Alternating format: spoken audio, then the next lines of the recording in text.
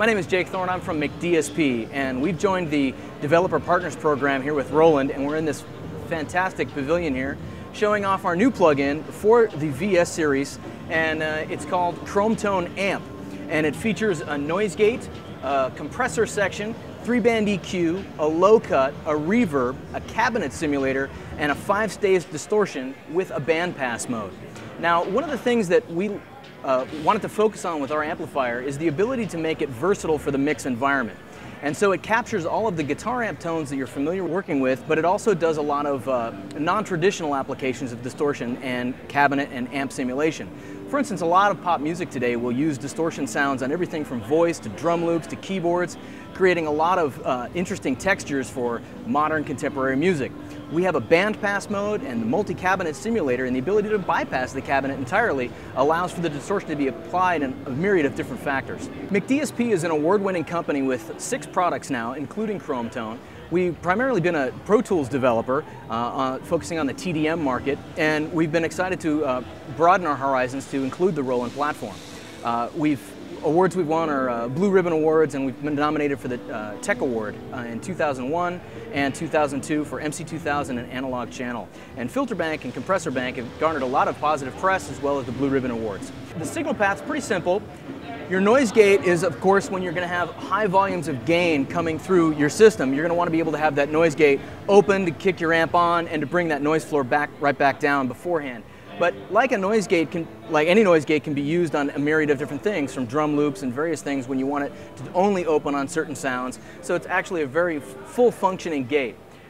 Threshold attack, release, and how long it's going to hold. The LEDs here show its open and closed status. The circle areas show when each individual section is instantiated or turned on. Your distortion section has a drive control, a parametric frequency control, the drive amount, and then the level control.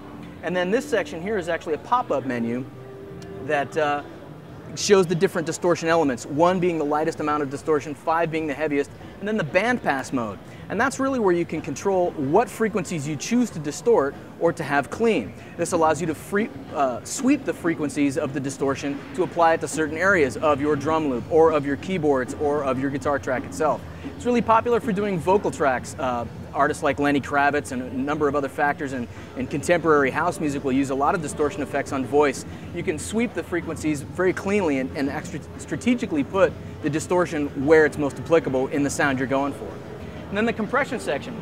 We've actually had a lot of fun using this compressor on drums alone, never mind the distortion. There again, very applicable for loops. And great for guitar too. A lot of the country sound or the Nashville sound uses some pretty heavily compressed guitar. You'll hear a lot of great distortions out on the market. We think we got the distortion right, but we also think we got the clean tones right as well. And good compression and good cabinet simulation is great to have for getting those clean tones down correctly. And down here in the lower right, you'll see the cabinet simulator. We've got 4 cabinets. They're close mic'd and room mic'd. We didn't really get into the details of the specifics that we modeled, but there's a 212, a 412, a 410. They're just called cabinet A, B, C, and D, room mic and closed position. We didn't want to get into, oh, this is this cabinet with the smell of this speaker and this vinyl. They're approximations of some pretty heavy testing that we've done, but we think it'll be very beneficial for people to have a starting point for their cabinet references. On the EQ section itself, you've got a low shelf, a parametric in the middle, and a high shelf. Plus or minus 12 dB, and a low cut that's 100 hertz to 1K. So again, when you want to do crafty work where you want to cut out the low end of a drum loop or be able to position the guitar as it would be represented through cabinets, it's better to have that low cut there and the flexibility to move it around. We're really excited to be a part of Roland, this new program they've started here with the VS project. It's a great company, great developers on board. We're happy to be a part of them.